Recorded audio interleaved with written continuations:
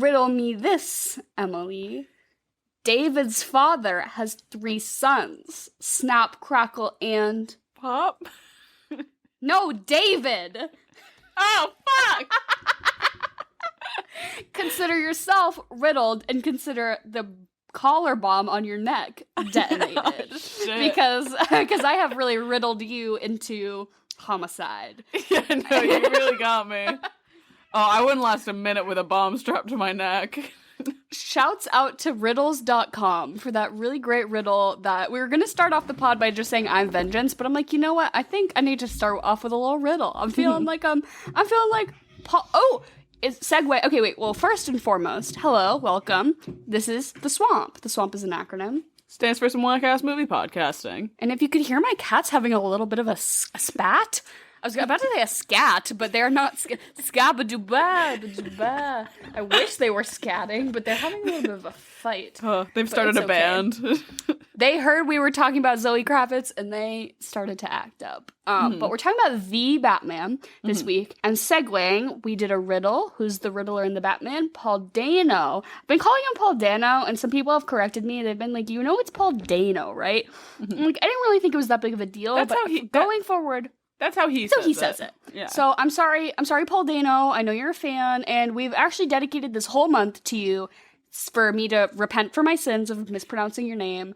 Even though I said you were my favorite actor, I said your name was Paul Dano, and it's Paul Dano, but no, it's Paul MAYno. Oh! Every May on the pod, we will do a horrible... It's crazy to think that one calendar year ago... We did Ewan McGregor, which is, like, the puns couldn't get worse, but believe it or not, it can get worse. It's Paul MAYno. We've managed. So if you'd like to submit, I guess it'll be a tradition here, if you'd like to submit your horrible actress May puns, maybe we'll consider them for 2023. Don't get your hopes up. I will probably forget. But anyways, it's Paul MAYno, and we're covering the Batman. Also, in our new effort to cover more newer movies. This, I saw in the movie theaters, and then I tried to watch it again for this in my house, and it just did not hit the same. It's not the same. It's so different. And it's one of those things, like, I loved it in the theater, because, I mean, it's definitely, like, made for the big screen and all that shit. It's dark. I have my popcorn. It's an experience. Bro, you could not keep me off of, like, scrolling through Twitter while I was watching this movie this time around. It gets, like, so slow in the second act. I can't cope.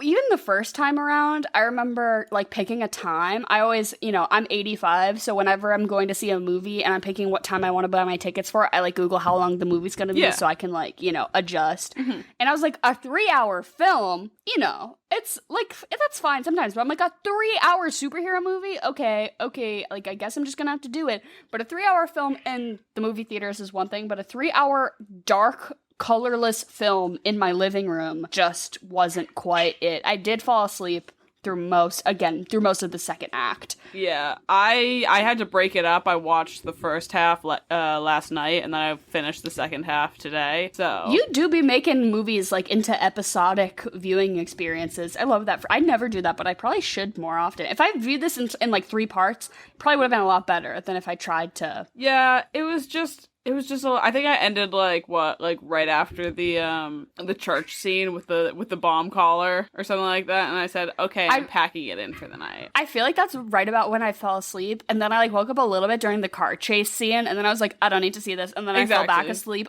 until they caught him in the diner, and then I was like, okay, I'll stay up for the end, Yeah, which is like a full hour later. Yeah, a full hour and 40, like that I just took a nice little power nap through. Do not get me wrong. Don't get me wrong. I do enjoy this movie, but I think if you didn't see it in the movie theater, it is definitely not going to hit the same way if you're watching it for the first time on your TV at home. Also, as always, we're like 6 minutes in already, but this podcast is not spoiler free. It is spoiler full. If you have not seen The Batman and you don't want us to talk about spoilers, don't listen to this. Go see it in a movie theater. Or if you have a home theater, it's available on HBO. Not sponsored.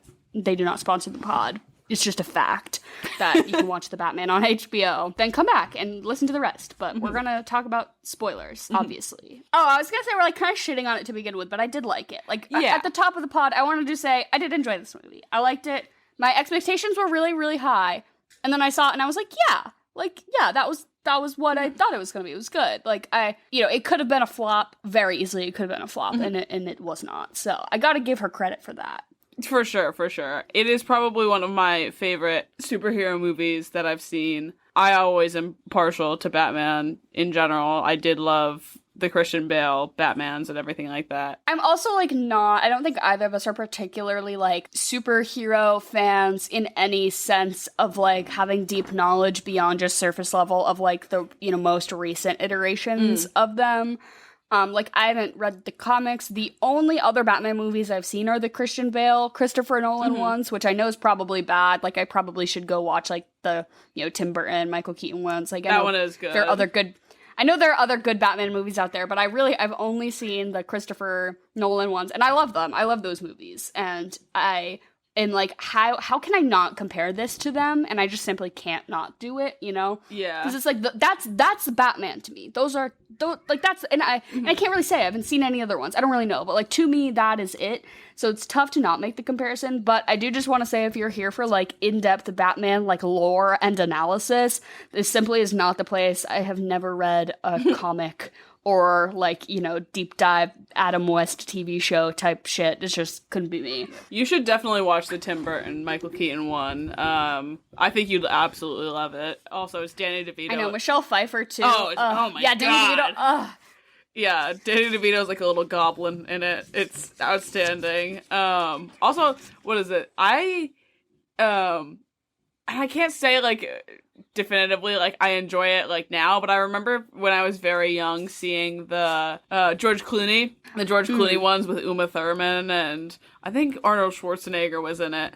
And I think it's Mr. Freeze, right? Awful movies, but I loved it. But from what I know, the only thing that I know Batman-wise is that this is probably the most comically accurate movie that's been made so far, which I think a lot of people really loved. I know my roommate Matt, who was just on the podcast last week, is a huge fan of this movie, and he's been telling me all about, like, yeah, this is top tier, like, most accurate Batman that's been produced yet, which I think is really great. Which I love. I love to think that, like, in other movies, they've kind of, like, cleaned Batman up or glamorized him a little bit, whereas it's like, if this is really accurate, then, like, really, Batman is just some guy, and he's just a little tired, and he's just a little dirty little stinky boy who's just trying his best, and he's getting a little emotional about it.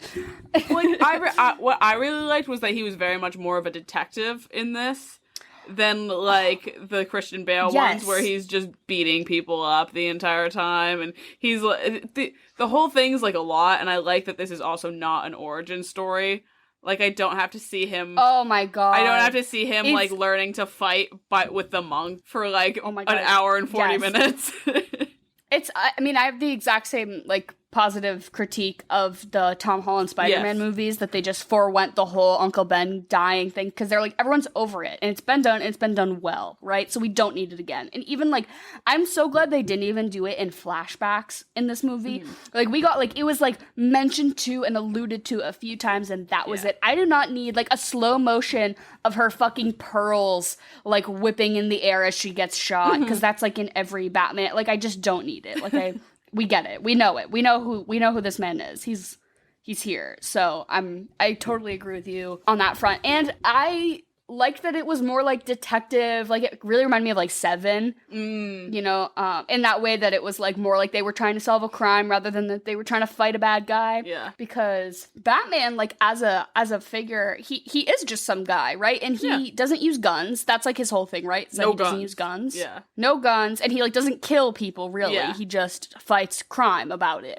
So he's just some dude in a suit who doesn't kill people. Like, that is inherently anti-superhero. He's, like, doing the opposite of that. So it just makes sense. He's not really with the cops. He's more just, like, with Commissioner Gordon, but he is, like, working with the police, which is, like, not, I mean, he also recognized that the police is a corrupt entity, and he's also trying to fight that, but I'm like, I don't know, man, you are kind of the cops a little bit. A little bit, but I mean, yeah, it makes it better, especially in this movie. I think it shows that, like, the cops are not about having him around, it's just Gordon and all that, which, one of the funny things that that I picked up on the second time around was like a lot of just Jeffrey Wright being Gordon was basically him just asking Batman what he just said to him. He's like, oh, maybe the drops trade never, he's like alludes to the drops, like, never drops trade or whatever market never being, like, dismantled or whatever. And he's like, you're telling me that they're still selling drops? And all that shit. Any time that they're piecing something together, that's all Gordon does. He's like, so what you're saying to me is that the Penguin's involved in this? The last line of dialogue you said is, I'm forming it as a question? That's correct? Which, like, oh my god, that's too funny. This movie is a little corny. I'm not gonna lie.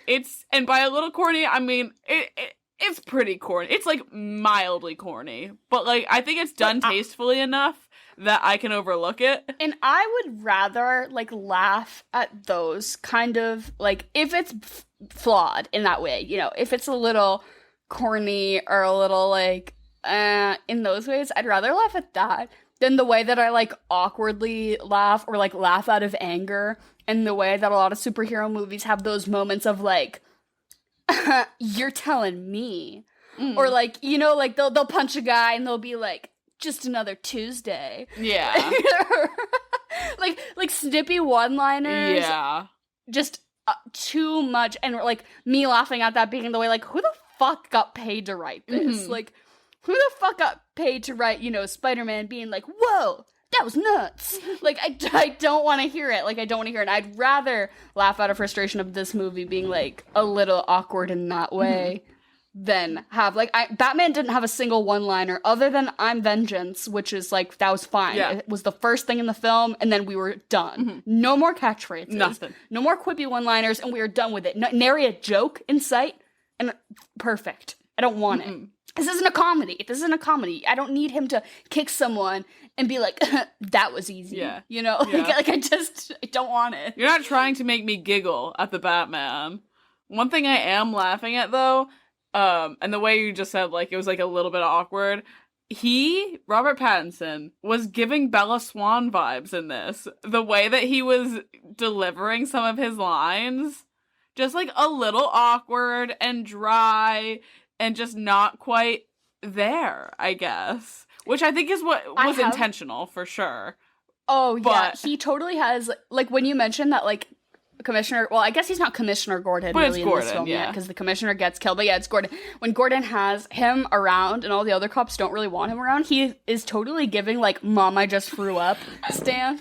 No, like, every time Batman is not actively doing, like, ninja moves, he's standing as if he's about to ask if you can, like, clean the vomit out of his bed sheets. Like, it's giving that. Yeah, it's very, but I mean, all the girlies on Twitter are like, I love that this Batman's a little slimy freak, that he's a little dirty, slimy freak. And I'm like, well, it's true, you know? I think that if they're gonna continue to rehash the same not the same stories, but, you know, these same characters over and over, those Christian Bale Batman movies were not even made a decade ago, right? Or maybe just about. Yeah, something like that. And so it's like, if we're going to do the same thing, you have to switch it up. Like, you have to, and the same thing with all these Marvel, like, you know, if you're going to just keep doing remakes of stories of stuff we know, you have to switch it up. So I'm like, I'm glad that they at least tried. They're like, he's not really clean cut, and maybe he's a little awkward, and maybe he doesn't love being Bruce Wayne, you know? He doesn't really do the whole, like, by day I'm philanthropist businessman, and by night I'm Batman. Like, he's mostly just Batman in this movie. And when he's Bruce Wayne, he's just doing other shit to get back to being Batman, you know? And I'm like, okay, yeah, I appreciate that at least they tried to switch it up in that sort of way, because if they don't want people to compare it to the previous movies, which I'm sure they don't, then don't make them like that. Like, that's how I always feel with the Marvel shit. Not that those are all remakes necessarily. It's like, the same movie every time. It's all the same. Only thing right, and I'm like, if you don't want people to constantly be comparing it, don't make it the same. The only time it's ever different is when Taika Waititi directs it, and that's it. Right, and then it's like the same, but it's just actually funny. Yeah, exactly. It's like all the same characters, but it's just like I actually laugh genuinely rather than like out of awkwardness. The jokes are pretty good. But yeah, I did appreciate that, like, that they were like, okay, this is a new Batman. Yeah. Like he's fully realized in a different way. One of my favorite things was that they made him like not a graceful Batman, very much in the same vein of like how Daniel Craig's James Bond is not like a graceful one. It's totally the same. Like I love that scene where he's like using his like, I don't know what to call it, his like bat parachute thing, his like bat glider for the first time, and then he gets clotheslined. That was I mean, it wasn't Robert Pattinson, but it was a stunt double, but that fall was real. Like that really intense. Oh my God. Henry, you didn't make that up, right? That fall was real? Yeah, so like after that POV from the wingsuit, that extended thing where like he flies 30 feet along the ground, all practical. Yeah, I don't know if y'all could hear that. All practical. I'll cut it if you could, but all practical. Like the big long fall was like a stunt person. I'm like, yeah, in the way that it's like, oh my God, he fucking fell hard. Most of this movie, I'd rather see that than most of this movie is practical. Like when they're up on the building where the bat symbol is shown off of, it's not a green screen like looking out into there. It's a whole like LED screen that they used instead. Yeah, it's an entire thing. That's one thing that I really love about this movie too, is it's so different from the Marvel thing, which everything is just up against a green screen and imposed and everything like that. This was very practical. Right. No, I love to hear that, and I get a little nervous about them adding this character and this universe into the greater DC universe, because they're very much trying to do a Marvel thing. As much as they're trying to make it their own thing, it's totally all the characters from all the movies are going to overlap and intertwine until we have one. Like, it was just recently with the Zack Snyder Justice League. They're going to try to do it again. I know Robert Pattinson's contract has like 2 more Batman movies that are like in other universes. They're doing an HBO show about the Penguin. Like, they're totally trying to Marvelize all of this. And I just wish they wouldn't. Yeah. Because I'm like, I don't need Robert Pattinson's Batman interacting with Jason Momoa as Aquaman. It won't work. With No. The Flash. And it's just, and they're so different because those movies are so Marvel in the way that it's entirely CG, green screen, it's quippy one-liners, and I don't want to hear it. Whereas this movie felt like stylistically so different. It's so its own realm. So I'm like, how are you going to cross them over? Like, I'm not looking forward to that. Unless they get great reviews, I probably won't go see them because I just don't. I really hope that they don't intertwine those. I think it would be a fucking shame if they did, and it would ruin everything that they've just put out, honestly, which is great content.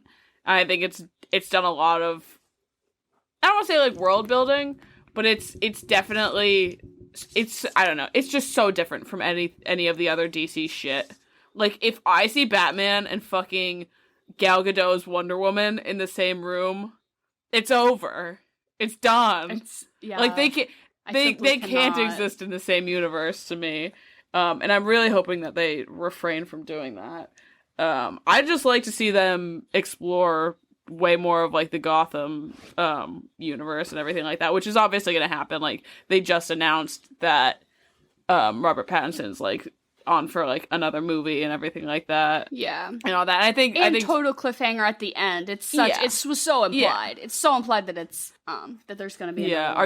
How do you feel about the whole Joker thing? Because I think a lot of people are getting pretty sick of it, honestly. So I want to keep an open mind. I don't really know how to pronounce this actor's name great, and I'm sure people will correct me, but like Barry Keoghan? He's like Irish or something, so I'm like, it's probably just like, it's probably just like a phlegm noise. But it was really interesting because there seems to be this whole thing about which A-list actors and actresses haven't been snatched up by Marvel yet. And like the DC/Marvel fight to like see who they can snatch up, like, oh, Marvel got Harry Styles, Marvel got Florence Pugh, and now they can never be in a DC movie. Like, you know what I mean? Like, there's this, for some reason, there's this like them versus us thing that like if you're in one of those movies, you can't be in the other franchise at all, which is like, I don't really know who's spending their time being in every superhero movie. They're getting those checks. It seems to just be, but it just seems to be this thing, right? Where it's like suddenly like, you know, oh, Marvel got to this person, so now they're barred. You signed like a blood oath. Thinking, it seems to be this whole conversation, and then Barry, I'm just gonna say, just call him Barry. Keoghan, Barry, my boy Barry. He was just in Eternals. He was just in Marvel's Eternals, and now he's gonna be the Joker, right? And then Andy Serkis. Andy Serkis was the villain in Black Panther, and now he's Alfred. So, like, why is there, like, this, like, you know, B-list character? Like, it doesn't matter. But if it's I'm like, I don't know. If Florence Pugh wants to be the next, I don't know, what's Poison Ivy, like Wonder Woman or whatever, Poison Ivy, yeah, literally whatever. I'm like, what is stopping? Like, yeah. I don't know. Yeah, contract-wise, like, who fucking cares? That's one of the reasons I don't think that this Batman is going to ever intertwine with, like, any other DC stuff. Because, I mean, like, think of, like, all the other DC... What is it? You've got, like, fucking Suicide Squad and all that shit. That is fine interacting with, like, the whole Justice League shit and everything like that. Those seem to exist in their own realms. I think this movie is very much existing in its own space. And it's just off of the map. I can only hope, but I hate to say that I have seen stuff about that it is implied that he will enter the greater DC Justice League type universe, like that it's heading that way. But again, I'd like to just think that it's not.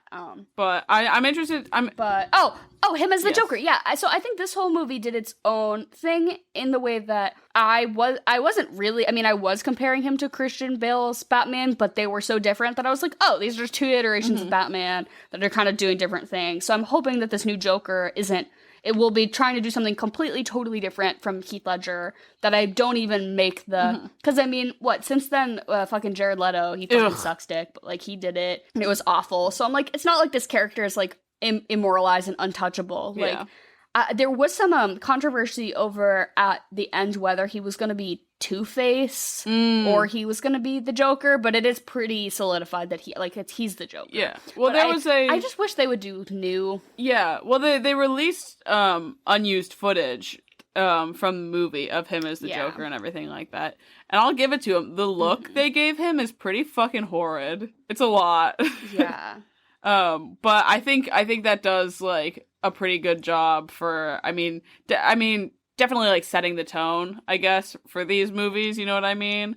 Because they are so much darker than all the rest of them and everything like that. And I mean, I don't know. The whole, like, alt-right sort of narrative that came out in this movie. Oh, yeah. But it's a little too real. There are parts of this movie where I, like, literally was, like, Googling, like, who is Bella Real supposed to be, like, a cartoon of? Like, is this supposed to be AOC or something? Like, I was literally like, is this supposed to be, like, representation of some real political figure? Because they were really getting a little too into, like, this felt a little too real to me. For sure. But the only way in which I worry that it will be too, similar to the movies of the past is that this ended on kind of a note that, like, the damn walls have broken, right?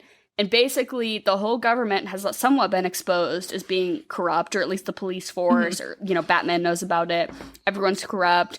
This mayor has basically just been elected kind of by default, and everyone is like the flood. They're trying to just basically stay alive. And that's really giving me the Dark Knight Rises vibes of when Bane comes in and it's all like a self-governed society and the strong people just rise up together for, like, again, kind of like an alt-right, like, scary, like, fashy rule type thing. Whereas I'm like, they could really easily take this narrative there for this next, if they do a sequel, right? Because the Arkham gates are open and all the villains are going to band together and basically, like, rain terror on this town that has, or the city, I guess, that has no, like, real infrastructure anymore, and people are just gonna get fucked. Like, I feel like we've just seen that before, but enough. You know, again, I guess we'll just have to see where they take it. Can we pump the brakes and switch gears for a minute just to talk about, I mean, the star of this month and this movie, Paul Dano. Paul Dano. I gotta say, I do really love the look they gave him. I remember seeing the trailer when this originally came out and being like, shit, this is absolutely... I mean, it just felt like a totally different direction from, like, the last time we've seen the Riddler, which was Jim Carrey. Which, like, hey, like, no. I love it. I love it. The yassification of the Riddler. Or, like, the de-yassification Yeah, the de-yassification of the Riddler, and he's in the the incel, the incelification of the Riddler. He's walking out of the army surplus store. But I think Paul was just the perfect casting for this. Like, seeing him in the diner, his little mousy face, it was Yeah, if you need a guy to be like a little 4chan subreddit, little dwelling little motherfucker who's gonna cause a little bit of mischief, who's gonna tell a couple of riddles, I'm just saying it's gonna be Paul Dano. I love when the cast of this came out. So originally they released, I think that fucking Jonah Hill was gonna be the Penguin. Oh. So I remember seeing, way back when, I'm talking like pre-production, when they basically had just signed on the original cast, and it was Robert Pattinson, Zoe Kravitz, Paul Dano, and Jonah Hill, and I remember shitting my pants, and I was like, those are, like, that's it, like, that is S tier, that is, it cannot get better than that. And then literally somehow evolved into literal jump scare Colin Farrell. He's so good in this. In the most whack fucking process. Like, literally, I didn't even realize that was him until afterwards. Henry and I were talking about it, and I was like, oh, let me Google the cast to see. I think I was trying to see who the Joker was at the end, because it was very, like, disguised. You really couldn't see. And I was like, who the fuck was Colin Farrell? I was like, was he just, like, a background cop? And Henry was like, no, he was literally the Penguin. And I was like, what the fuck? Like, what the fuck was all that for? And yet, like, yes. Like it's... I loved it. I loved that I had no fucking idea that was him. Not to pivot from Paul Dano to Colin Farrell. It's not Colin The people on set didn't even realize it was him. So, no, he was such a scene stealer. I loved it. I loved the meme going around. It was like, hey, what are you showing me? Get it out of my face. You know? I love his little accent. I thought he was so good. And obviously it's Colin Farrell. Like, he's great in everything, but I would have never thought that was him, or that he would have gotten cast. I read in an interview somewhere, he was like, we'd put on all the prosthetics, and then I'd run down to the local Starbucks, and no one would recognize me. But I'm like, no shit, they wouldn't recognize you, because they're too busy staring at, like, why does this man have flesh falling off of his face? Like, why does this man have a cross-facial scar? Like, But yeah, I remember, when this cast got announced, I was like, holy shit, those are all my favorite people. So, like, I'm so ready for this. And, I feel like the biggest Twitter, like, trend is, like, this dude just do be looking like he tells hella riddles. He knows a few riddles. Yeah, no. And obviously Zoe Kravitz's Catwoman was brilliant. I really liked her outfit in this. It was very much not like the whole thing they tried to do with, like, Anne Hathaway, which was also like taking it from all the previous Catwomans, and no one can outdo Michelle Pfeiffer's Catwoman outfit. But I really liked that this one was super subtle, and I loved her little mask and everything like that. The whole time I was like, what sort of tape did they put on the tip of her nose? Because she wears, like, a little ski mask, right? That it's like a beanie with the little pussy ears. But then there's still a little strip covers her nose, but doesn't go over her mouth. And so, but there's nothing that connects between the eyes. So it's not like she has holes for the eyes. She has, like, one window. And I'm like, first of all, if anyone knows you, they're just going to recognize you. Like, this is not hiding your face. And second of all, she's doing, like, flips and jumping. And I'm like, this half-inch strip of fabric balanced on the tip of your perfect nose is not falling out of place for a second. Like, no. I'm sorry, but no. I think all the costume design in this movie, like you said, the Paul Dano's whole Riddler look was so, like, basement dweller, creepy army surplus store type thing. Like, that was perfect, and it's in the way that they were trying to do him as that kind of guy, because, like, I don't know, it just checked out. And Robert Pattinson's suit as, like, being not distracting, but somewhat practical, yet still very Batman. And everyone in this movie looked great. And I hate when I'm distracted by costumes. Like, I hate when I'm, like, trying to figure out how, I don't know, like, I'm like, oh, this is just a lot. Like very Marvel, right? I'm like, why are they wearing, like, 10 capes and 47 things? Like, this was not distracting to me. I thought it was great. The cinematography, it was wild. So I was doing some research for my notes for this podcast. Cinematography, same guy who did Dune. And that totally checks out to me, right? Right? tonally very similar as far as like serious action movie, but still like aesthetically very beautiful at moments, yet didn't compromise the action sequences. Like I was like, oh yeah, that makes so much sense. Because I saw a tweet that was like that Batman 2 and Dune 2 are gonna relatively be filming at the same time, so that they're gonna have to fight over who gets them. But I think he'll probably just do both. Because like what, I don't know, cinematographer, do they have to be on set every day? I don't really know how that works. But one thing that I have that I wanted to talk about was the way the entire movie they dance around the fact that Catwoman and what's her name, Annika are gay. And they never say it. Like the entire movie she's calling her baby and like all that shit. It's just very like implied and everything, and just the way she talks about her. But like they never say it. And it's always, oh yeah, my friend. Oh, Ani. Yeah. She calls her Ani and all that shit. Ani, yeah. My friend from work who I care so much about and also live with. The person that I would kill for. Yeah, it definitely feels a little queerbaity, and I honestly highly doubt that they'll address it ever, because we're trying to really craft that like semi-romantic narrative between Catwoman and Batman, especially towards the end there when she leaves. So, but yeah, that was another thing. Like I caught it the first time, but then the second time, I'm like, yeah, she like is literally like, this is a little too heavy-handed to not be a little bit gay. Like you could have at least like shown me them like kissing. You know what I mean? If you're trying to like drive the narrative that like Catwoman's like queer and everything like that, which is probably what they were going for, but it's like, just say it. You can say it. It's not a dirty word. Yeah. You can tell us. And also, I honestly would have preferred if there was no, I mean, Robert Pattinson and Zoe Kravitz are both 10s. Yeah. And obviously I want to see them mac out. Like that's, that's just a given. But if there is a choice in basically any given movie, TV show context, if it's a choice between like romantic subplot or no romantic subplot, I'm always choosing no, because it just like it never really adds to it for me. Rarely ever does like a little romantic underline. I mean, unless the literal main plot is like a romance thing, then yes, do that. But like a these two characters are gonna have like tension. They're gonna have tension. Yeah. It's gonna be tense. Maybe they'll kiss. Maybe they won't kiss. But I'm like, I don't fucking care. I want to know other things about it. I don't care if they kiss. This one, I was like, I do kind of want them to kiss, but I would rather have them pursue something about her with Annika in that way, because that would have just added more development to her character for me. And also, Robert Pattinson's Batman doesn't really seem like he's in a good emotional state to be thinking about, like, lady friends at this point in time. Robert Pattinson's Batman seems like the kind of guy who just masturbates, like, once a week because he physically has to, not because he wants to.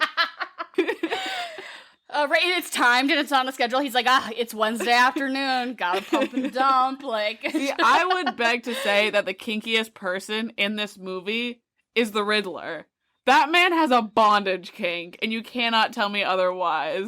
Did you see the smirk he had on his face when they were putting him in handcuffs? He was loving it. He was tying up all his victims. He's got them all taped up in these whole contraptions. He's a sick little fuck. Not that anyone with like a bondage kink is like a sick little fuck, but... No, but like maybe if the Riddler had just felt a little bit more comfortable to express his desires in other ways, maybe we would have all been saved a lot of grief, you know?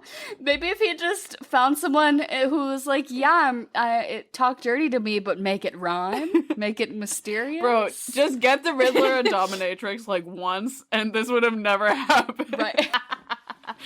Everything would have been fine. I do love, I mean, you're talking about like a once a week scheduled masturbation. I do think that like the Christian Bale Batman does the Patrick Bateman skincare routine after he takes off the Batman costume.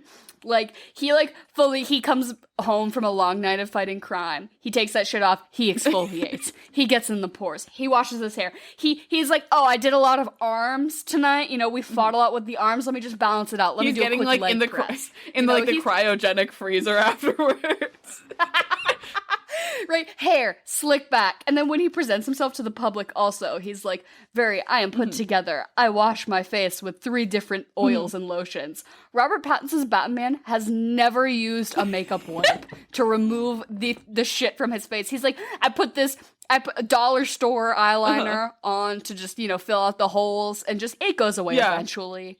And then I refill it in when need be. He uses 3-in-1, like, shampoo, conditioner, and body wash. nothing on his face. And on his face. And the 3-in-1 on his face a little bit as well. Yeah. And he's, it never really truly gets washed out. His pores are begging. To be exfoliated. Oh my gosh. God. That's this whole time. I was like, I love that even when he goes out in public as Bruce Wayne, I'm like, you did not wash your hair for this funeral. For the mayor's funeral. You're on a 4-day no wash hair grease bang look. Alfred taught him better too. That's the whole thing. That was one of my favorite scenes was Alfred comes out of a coma after being bombed. And the first thing out of Bruce Wayne's little mouth is, "You fucking lied to me. You're a liar." Could you imagine?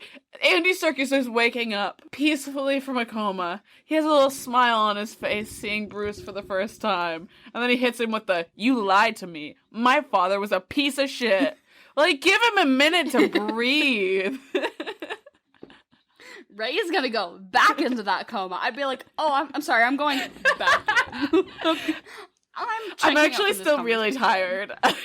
I have to go. Wow, the odds are really against all of us tonight. Jen and I both had severe technical difficulties logging onto this chat. I really thought we were going to just have to end the podcast permanently altogether. Just call it.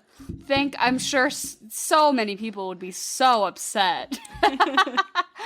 But in other news, we're all here, and I hope you can all hear us, and we're here with my mom, Jen, to do our little mid-pod segment, chocolate or vanilla. She comes on, she just says 2 things, and we all say which one we like better. Jen, is there a theme this week? Hey, how are you guys? There is a theme. So there's 2 themes. I'm going to alternate between famous kids versus famous parents and DC versus Marvel. Okay. Which I think is gonna, I don't want to speak ahead of turn, but we'll see how this goes. But also shouts out to Adam L. Cook on Instagram, who gave the idea for the famous kids, famous parents dual chocolate or vanilla idea. I've been posting them at the end of chocolate or vanilla, and y'all have had some really good responses, and I've been sending them all to Jen. So thank you all to whoever sent in stuff. They're all really good, and they're like stuff that I definitely... Jen's always like, "Dara, do you have any ideas?" And I'm like, "No, head empty, no thoughts." So it's good to get some fresh new perspective. So thanks, Adam, for this Thank you, Adam. cute little theme this week. All right, so chocolate or vanilla? Chocolate. Vanilla. Chocolate. Chocolate, vanilla, or strawberry? Today, I had a professor, because it's my finals week, and I had a professor who brought us in donuts. And there were chocolate frosted, there were vanilla frosted, and there were strawberry frosted. And I picked the strawberry frosted one. And I thought about this. I was like, we're going to record the pod later, and I'm going to be asked this question, and I have to do the thing that I actually did in real life, which is the strawberry donut. So I have to say strawberry today. Oh, something about a strawberry donut hits way higher than every other donut. It tastes like chapstick. Oh, I love it. The frosting on a Dunkin' strawberry donut is made from radioactive goo or something. That's not real. Like, that's not what fruit tastes like. No. It's its own entity. But it's fabulous. With sprinkles, obviously, right? Yeah. Yes. Yeah, absolutely. It just tastes like pink. Yeah, I was gonna say vanilla again, but now that we're talking about strawberry frosted donuts, I'm gonna go for strawberry. Same. You guys have me sold on the strawberry frosted Dunkin' Donuts. Wow. Dara and I were listening to a trivia podcast, and they said it was about the state of Massachusetts, and they said, "What restaurant? If you're in Boston, what restaurant are you never more than 1.2 miles from?" It was Dunkin' Donuts. No, it was all of Massachusetts. They said if you're anywhere in Massachusetts, you are never farther than like 1.2 miles from a Dunkin' Donuts, which is insane. But I love that. Love that for us. Mm-hmm. All right, so let's see. Zoe Kravitz or Lenny Kravitz? I'm going to go with Lenny on this one because I feel pretty neutral about Zoe, but there's been a little bit of controversy lately. Like, she's just said some things and then she's like taken them back. It's like, I don't agree or disagree with any of it, but I'm just like, I feel pretty neutral about the whole situation. So I'm just like, whatever, I don't care for it. So I'll go with her dad. Can I pick her mom? Oh, can I pick Lisa Bonet? Like... You know, I was almost going to throw her in there, but I did not. So, love her. I'll also go with Lenny Kravitz. Shout out to him in, what is it, The Hunger Games? That I knew gold you were gonna say eyeliner. that. We play that. Cinna, right? Yeah. Mm-hmm. Yeah, I'm gonna go Lenny Kravitz also. Now, so for the first DC versus Marvel, I'm gonna say Batman or Iron Man. Batman. Yeah, Batman. I'm so over Marvel, so if that gives you any indication how this is gonna go. You're gonna pick all the DCs. Maybe. Okay, here's the triple. I'm gonna say Batman too. Here's the triple. Billy Lord versus Carrie Fisher versus Debbie Reynolds. Oh, okay. Love them all, but it's Carrie Fisher. It's Carrie Fisher for me. Yeah, of course it's Carrie Fisher. I had a phase over the summer where I read basically every single one of her memoirs. Yes. So I'm just in love with that woman. So yeah, Carrie Fisher for sure. Yeah, same. Flash or Thor? Ew, okay. I will say, again, You can't pick Flash right now because of all the Ezra Miller. Ezra Miller. I know. I know. It's like controversy. the Justice League is having a PR nightmare. Amber Heard, she was in Aquaman. Ezra Miller is just punching people for singing karaoke. Catwoman's just, I can't comment on any of it, but yeah, I'm gonna have to go with Thor for this one. I think they just announced that Taika Waititi's gonna direct the next Thor movie as well, and that he's definitely just gonna take some liberties with it, which we love to see. So Yeah, I'll go with Thor. Yeah, I will have to go with Thor on this one. I did love Ragnarok. I like Grant Gustin's Flash, but if I get the Ezra Miller stuff, so I'll say Thor too. And then I heard that, you know how they do that play within a play on Thor? Melissa McCarthy is going to play the Kate Blanchett character. It's going to play. In another play within a play? Yeah. They're reprising the Matt Damon play within a play. Oh, yeah, Matt Damon's going to be in it. And what is it, Hela? Is that Kate Blanchett? Yeah. Melissa McCarthy's going to play Hela. Okay. That's Interesting what that we already know that. They said it on 3 tickets too. That's what I heard. That's where I heard it. Shouts out 3 tickets to they were on our pod. We were on their pod a while back. Fun little movie podcast from Australia. So go check them out. They do a lot of Marvel stuff over there if you're into Marvel movie stuff. Okay. Sorry. Next one: Lily Collins or Phil Collins. Phil. Totally Phil. Yeah. There's no argument to be made here. Next one is Aquaman or Hulk. I thought that the new Aquaman movie was bad, like with a capital B. And I was even in one of those movie theaters with the big comfy seats, and I remember being like, this isn't worth it. So, I mean, loved Jason Momoa, but it just wasn't it. So I guess I'll go with Hulk, but I like that for really no reason other than just that I thought that those Aquaman movies were. I never saw the Aquaman movie, but I will go with Aquaman just for Jason Momoa, so that I can pick him and Lenny Kravitz, because they're just Lisa Bonet. Yeah. Full circle. Ex-husbands now. Yeah, full Hollywood nepotism circle that we are closing here. I'll take Hulk. I'll take Mark Ruffalo's Hulk. Next one is John David Washington versus Denzel Washington. Oh, I do love me some John David lately. He I haven't seen Tenet, because we're talking about Batman and Rob Pattinson and Christopher Nolan and all of that. I haven't seen Tenet, and honestly, I didn't hear anything about it, so I'm not really inclined to. But you can't not pick Denzel. Like, he's Denzel, so I'll pick Denzel. Yeah, it's Denzel for sure. Yeah, I'll go Denzel too. I did see Tenet, and I don't know, I didn't get it. It was just way too time loopy for me. Yeah, and that's what I heard. I like a time loop too, but no, I didn't like it. Too many loops on this one. Yeah. Next one is Kara Danvers versus Carol Danvers. So that'd be Supergirl versus Captain Marvel. Captain Marvel versus Supergirl. Yeah. I don't watch any of those CW shows, although you have them on consistently in the house. I refuse to engage, so I guess I'll pick Captain Marvel for that. I haven't seen either of these, but I just know that Brie Larson's kind of in her flop era. Wait, but okay, the girl who plays Supergirl was Marley Rose on Glee, so as a Gleek, there's a connection there. Well, I think one thing I do know is that there's a huge lesbian following for the show Supergirl. Yeah, because of her sister, they're very, like, the representation's really good. Yeah. Her sister, really good on the CW Supergirl I heard show. it was like I can only Whatever. imagine. You have no opinion because you haven't seen it. I don't know. The representation is really good. Alex Danvers kicks ass. I just heard it was super queer baity too. So I don't know. I'll choose Supergirl just for the gays, I guess. I will also choose Supergirl. Next one is Alexander Skarsgård or Stellan. Stellan Skarsgård in Mamma Mia specifically. That's her dad. I'm sorry. That's her dad. That's her dad. It was Bill all along. Those golden locks. Come on. Stellan Skarsgård for sure. I'll say Stellan too, who was also in Thor, right?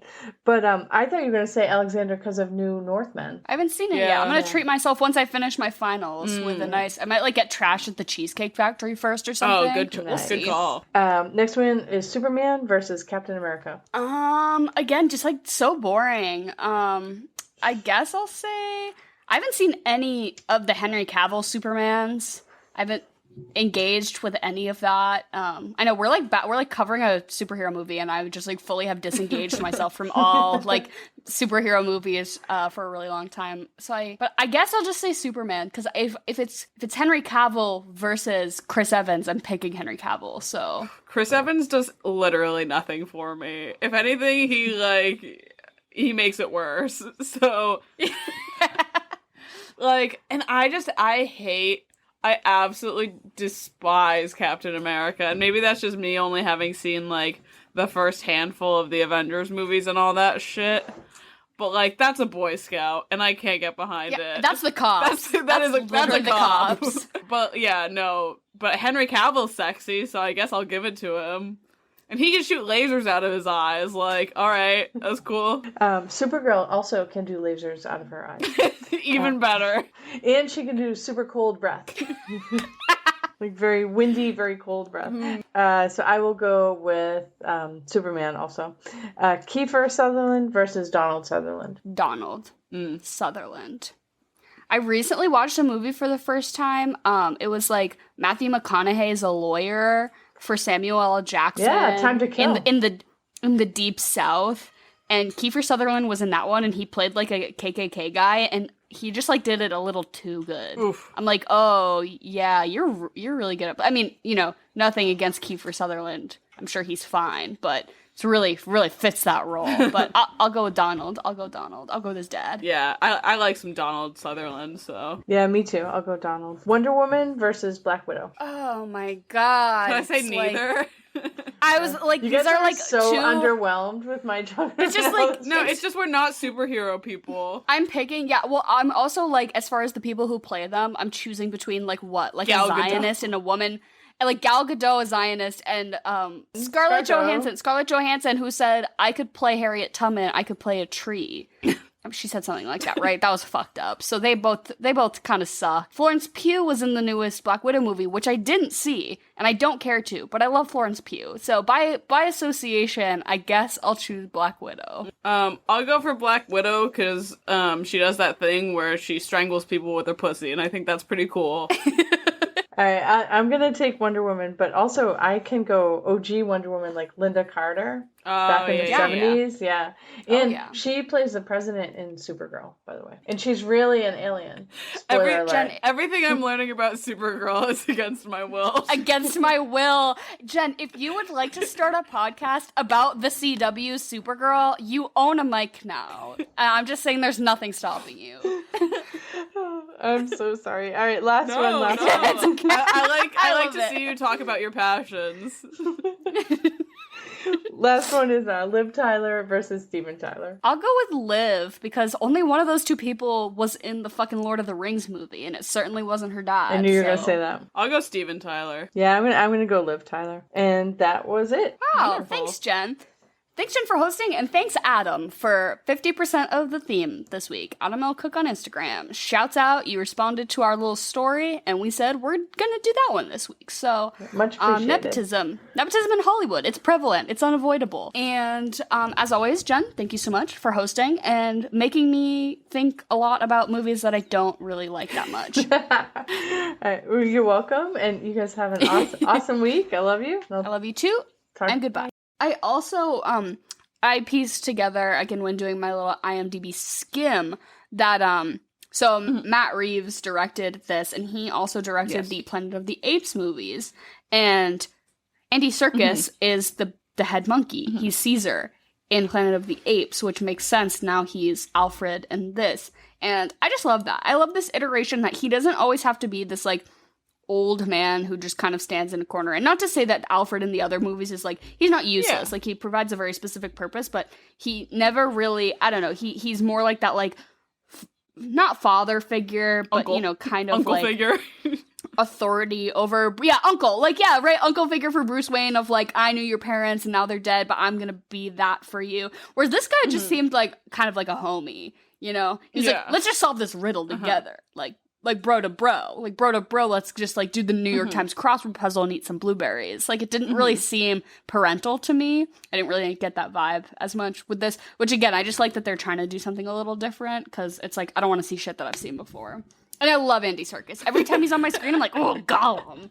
Get a little Gollum, and I want to get it on all fours and be a little creature. Yeah, speaking of them doing stuff different, I really like that. I feel like all of, like, obviously, like, the Batmobile and all that shit, and he's got a sick suit and everything like that, but it was so good. It was so good. The Batmobile was so good. I did not give a shit about this car scene. Like, honestly, if you're telling me, you're like, Dara, you have to edit this 3-hour film down to a tight 90, which I think would be hard, but at least under 2 hours, I think you could do it.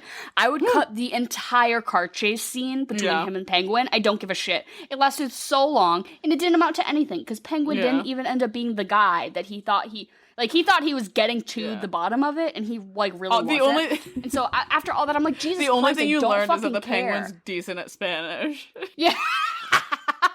And we got that one really beautiful reverse shot of, like, Robert Pattinson walking towards the car while everything explodes. Like, that's fine for promo package material, but I just, like, I don't really care. But the reveal of the Batmobile, oh my God. It was like, I was like, I've never cared about a car in a movie more than this moment. I was like, oh, yes. Get into it. She is her own character. Yeah, like, the Batmobile is her own entity. Fuck, in marry, this film. kill, Batman, so Catwoman, the Batmobile. Batmobile. No, but, like, my favorite thing Batmobile. about, like, I love seeing all, like, the little gadgets and everything like that Batman keeps on him, which is very much a lot heavier in the Christian Bale ones, for sure. But I think my favorite thing about this was that he kept that EpiPen on him and just shot himself up with adrenaline when he needed to. Like, that shit is so smart. Like, I don't give a shit about, like, other superhero movies and everything. I don't care about Thor's hammer or the fucking Aquaman trident. Show me Batman fucking stabbing himself with an EpiPen so he can rip a guy to pieces. Right, or, like, him strategically designing his own suit to be like, and then on the right leg, I will put a little hole where, if need be, EpiPen in the back pocket to just surge energy at the last moment. We're just gonna surge with it. Because, yeah, I think that's another thing about Batman that doesn't really get addressed a lot, is, like, he built himself up. I mean, he had trillions of dollars to fuck with, but, like, nobody was telling him where to get adrenaline on the black market to put in his belt loop to shoot it to his right thigh on the perfect moment. Like, do we want to get into our regularly scheduled programming? Yeah, I mean, you just said fuck, marry, kill, Batman, Catwoman, and the Batmobile, but this is tough because it's tough to include, because it's like, if you include someone like the fucking Riddle, or like, can we put Andy Serkis in? I'm sorry, I can't handle that. Yeah, so do you want to do Batman, Catwoman, Alfred? Does that seem like our... Or we could do Gordon. Gordon seems like a bigger player. Yeah, okay. It's tough, because Gordon is a cop. Yeah. But also, I don't think I could deal with Batman shit. I think Bruce Wayne is too much of a sad boy for me. Little soy boy. It's not for me. As much as I appreciate and love him fighting crime, I'm gonna kill him. And I guess I'll fuck Gordon. Seems like a decent time, you know what I mean? Yeah, like, maybe he'll buy me, like, dinner afterwards. That's fine. I could do that. And then obviously I'm gonna marry Catwoman and we're gonna rob people together. That's really good. It's my ideal situation. Yeah. Yeah.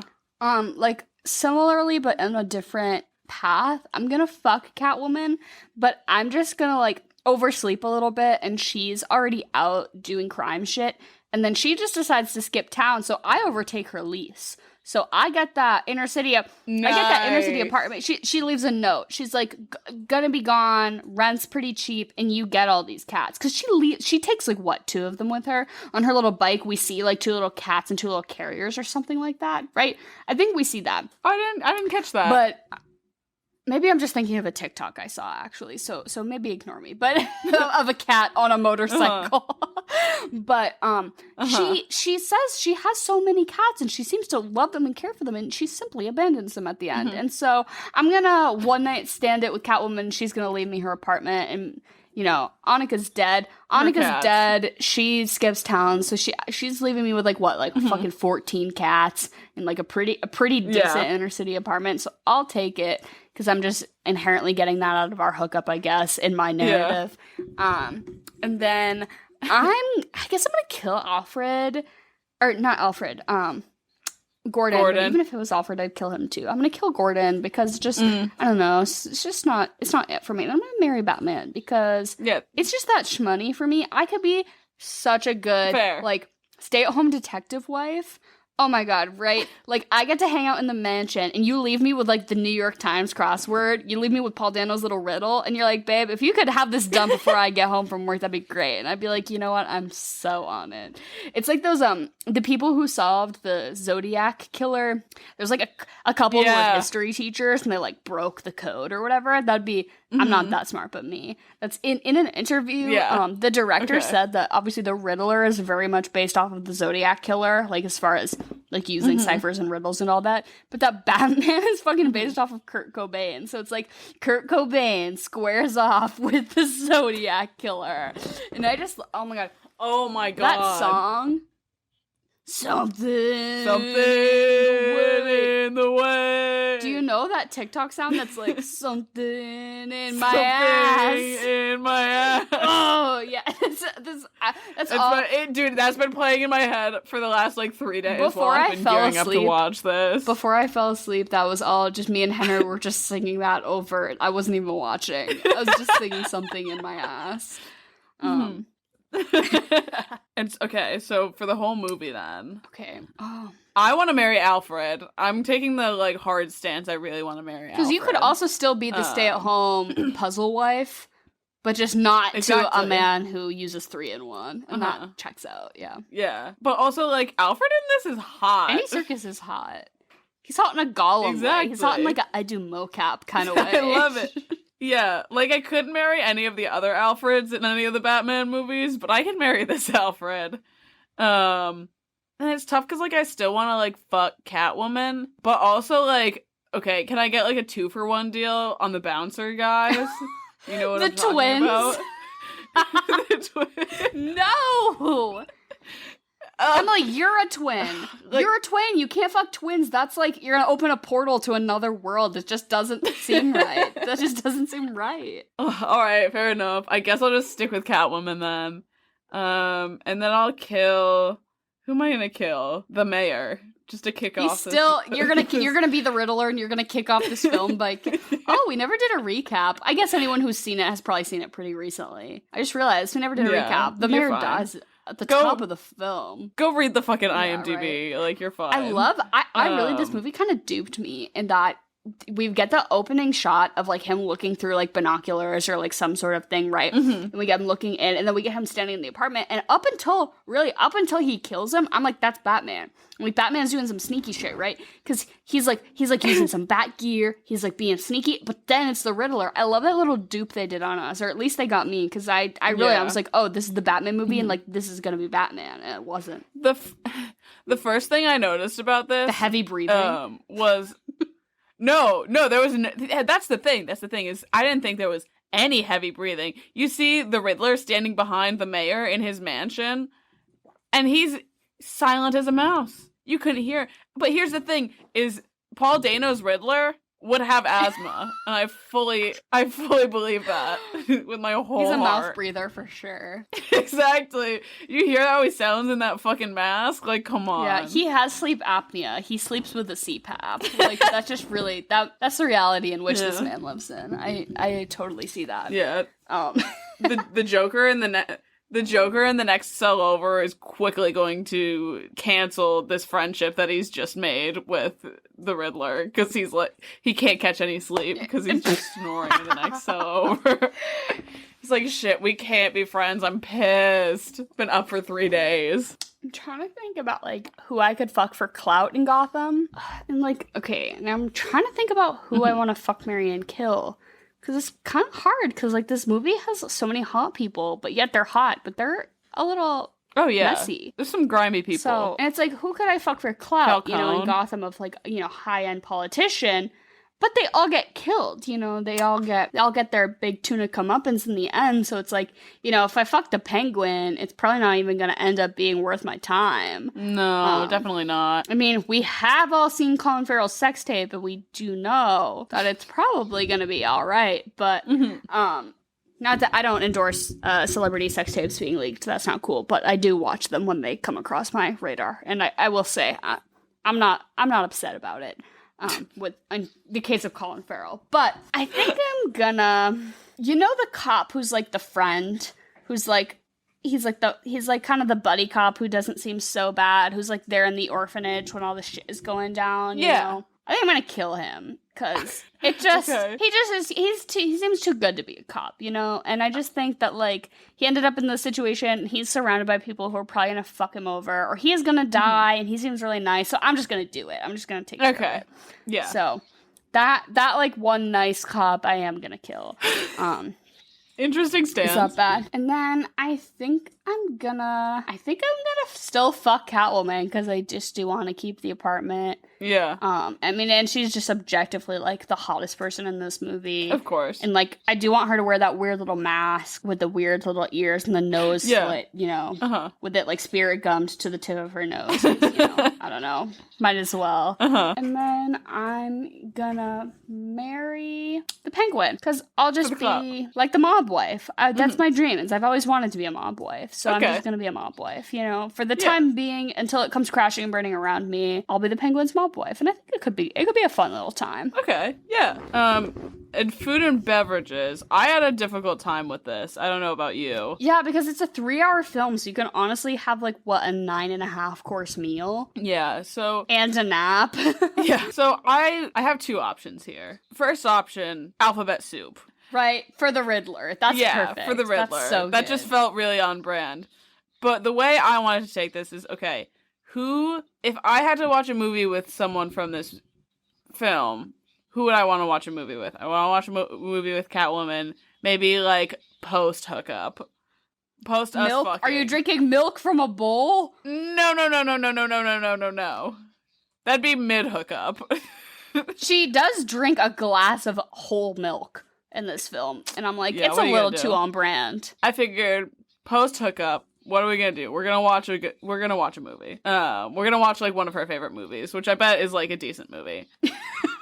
I don't know what movie it's gonna be, but it's gonna be decent. I feel like she has, like, okay taste. But we're gonna get, like, because it's gonna be, like, 3 hours long. We're gonna get Chinese takeout, because we're gonna have a fucking spread to pick out for 3 hours, and drink, like, a bottle of Chardonnay. That's my ideal situation. Like a box, like a big ol', one of those, like, 1.5 liters. For exactly. Sure. Like, it's kind of cheap, but it's still good. Yeah. Oh, so that's I vibe with that. Yeah, if you're doing this with your friends, take that stance. Is what would you want to eat with Catwoman? And what I would want is Chinese takeout and, like, a box of Chardonnay. And I do think that also falls in line with my sleep through the second act nap. Of you crash from the MSG, right? You, like shot out of your face, you have a post-Chinese food MSG crash nap. And then you wake up just in time for them to do all the car bombs. So it's like, it's fine. Because you didn't really miss anything that wild. So basically all I had was, like, the Riddler's kind of an incel, like a 4chan bro. So, like, who are the guys who are dwelling on Reddit, like, correcting people's computer coding questions, like Geek Squad, but also, like, maybe alt-right, like, scary. They're drinking Mountain Dew Code Red. And they're eating Doritos. And in my personal preference, I like the purple Doritos the best. Those are my favorite ones. So the sweet chili ones, and so you just do the regular Mountain Dew, no Code Red. We don't have to get fancy with it. So you just do Mountain Dew and you do the purple Doritos, and then you're already kind of color coordinating for like both the Joker and like maybe the Riddler a little bit, like purple and green. That's like kind of very Batman. I don't know if we're going in a whole thematic thing, but if you like just do like what would 47 has 16 roommates who are all like coalition posting on like alt-right Facebook, but like in a way that they're also like gonna go storm the Capitol, maybe, or I don't know, maybe that was controversial. I see the vision. My other thing was wings, because they keep talking about El Rata Alada, which is like what, a rat with wings, and they're like, it's the Batman. No, it's the Penguin. No, it's the Falcon. Right? And they keep talking about birds and like wings. It's the rat with wings. So you just eat chicken wings. You just have some wings. Fair enough. And the only moment with food that stood out to me in this whole movie is there's at one point, it's like breakfast time and Batman is angrily eating some blueberries. He's like in his unwashed face with makeup, like with Alfred trying to solve a riddle. And like he's just like angrily eating some blueberries. So you could do a blueberry mojito, get a little, because that's my personal favorite. When I make a mojito, I add a little blueberry syrup and muddled blueberries. So the mint, all that. So a little blueberry mojito or like a blueberry cocktail if you want to, snatch out a little reference from the film. Those were my basically only suggestions. And then what would you follow it up with? Because I would follow it up with another superhero movie in which our protagonist gets a little moody, gets a little dark, gets a little edgy, and that's Spider-Man 3. Interesting. Okay. The third Sam Raimi Spider-Man, in which our Spider-Man goes through a little like weird Spider-Man withdrawal and gets a little emo. I was like, what's the little emo boy who I love? And it's Tobey Maguire as emo Spider-Man. So as much as we talk shit about superhero movies today, I also said another superhero movie, and I said, what was Zoe Kravitz's first superhero movie was X-Men First Class. So there you have it. And it's definitely like a much lighter movie. And I honestly like X-Men most out of any other superhero franchise. So, and truthfully, to me and for me, I don't want to watch a movie before this. I don't want to watch a movie after this. Honestly, I don't even want to be watching a movie during this. So what would you I mean, maybe it's just because I saw them in such short succession. Like, I saw this in the theaters, like, less than a month ago, and then I was watching it on HBO in my house, and maybe it just, like, didn't have enough time to, like, resettle and, like, be interesting and new to watch it in my house. Because, like, maybe I'm just, like, feeling that vibe about it, but, like, maybe if I would want to revisit it, like, 8-9 months from now, it would have been more interesting, but... yeah, I don't know. As of right now, if you haven't seen it in the theaters, go see it in the theaters, but if you've watched it in your house, like, it's too late. And, yeah, 1 out of 10, I'm gonna give it, like a 6.5. Yeah, I'm gonna try and like round back to like what I would have rated it like when I saw it in the theaters, and I'd say a 7 because I totally agree with you. I think I just saw them way too back to back. Like I needed like it was good. It was good. It was a good movie. I just needed 6 months in between rather than like a month and a half. Exactly. I guess is sort of the peril of us trying to cover new movies, which I always like to watch it, like, even if I've seen it in the theater, as if there's a way for me to rewatch it. Like, when we covered Everything Everywhere All at Once, I, like, literally went and saw it again for the purposes of this podcast, because, I don't know, you watch things in kind of a different lens when you know you have to, like, speak about it.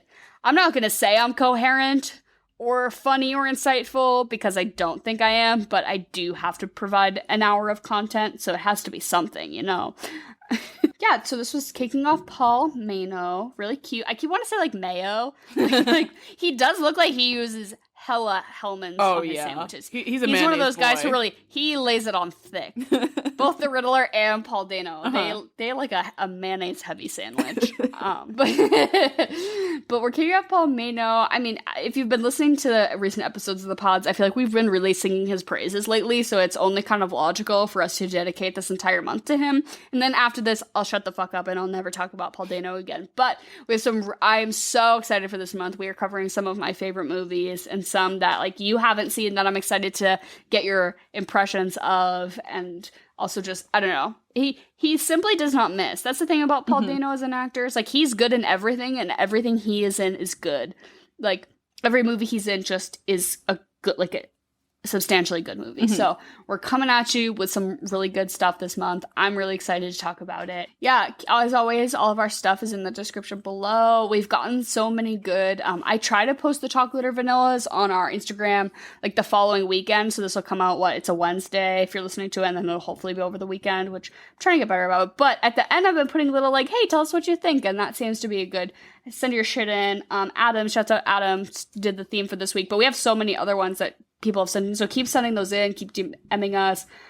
You're all so nice. Every time anyone's I like your podcast, I'm like, you're contributing to my narcissism problem, because now I think I can monologue at places. I hang out with people and I start monologuing, and I'm like, oh, I forget that I'm not doing a podcast. I maybe need to chill out a little bit. But yeah, check out all links in the description for our social medias. Go check our shit out. We have merch. Go get our merch, stickers, t-shirts, stuff like that. And hopefully starting next week, don't hold us to this, but we've gotten a handful of comments of people being like, hey, why don't you put this shit on YouTube? And I'm like, because I don't film it because we're not cute. But maybe we are cute. Ooh, who's to say? So hopefully maybe starting next week, we'll be putting all of this up. I mean, maybe it'll come out on Wednesday. I highly doubt the video will come out on Wednesday. It'll probably come out the following weekend or something like that. But I'm going to try to start to put these on YouTube. So if you want to see how Emily and I literally just look exactly like each other, you're always like, who's the frog? Who's the alligator? It literally doesn't matter. We look the same. Emily literally has a twin. And I might say that I look more like Emily than her twin does. Yeah, probably. We're both medium-sized white ladies with brown hair and glasses. It's just somewhat indistinguishable. Right? Yeah. I don't know. But so hopefully starting next week, we're gonna try to videotape these, so it could be cute. So keep your eye out for that. Obviously, in the future, I'll put the description and the link below. But if you want to watch us on YouTube, hey, who's to say? It's coming. I talk with my hands a lot, so you guys will get to see that, of me angrily sipping my wine and talking with my hands. But as always, thank you so much for listening. We appreciate you, your viewership, I was about to say patronage, but we don't really ask you guys for money, and we don't run ads, so not your patronage, but more just your presence, your vibes. It's always good times. Thanks for tuning in. As I am feeling so on edge and manic from the finals week of my master's degree, I still had the heart in it to talk about the Batman, and it was the best part of my week. So thank you, we love you, goodbye, and good night, and good night, and good night, and good night, and good night, and good night.